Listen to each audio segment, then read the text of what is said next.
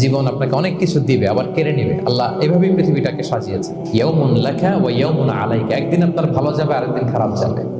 ওয়া তিলকাল আইয়ামু নুদাবিলুহা বাইনান নাস, আল্লাহ বলেন যুগটাকে আমি ঘুরিয়ে ফিরিয়ে মানুষের সামনে এভাবেই আনি। This is the routine work of this দুনিয়া।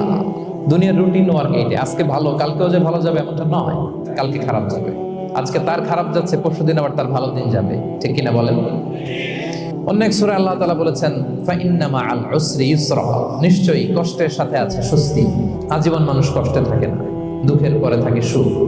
দুঃখের পরে কি থাকে? সুখ থাকে।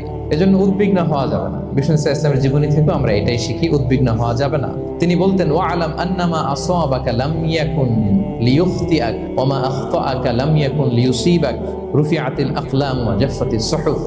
ওনার কাজিন আব্দুল্লাহকে ডেকে বললেন, আব্দুল্লাহ, যেটা তুমি পাওয়ার সেটা তুমিই পাবা, কোনোদিন মিস হবে না। এটা তোমার, যেটা তোমার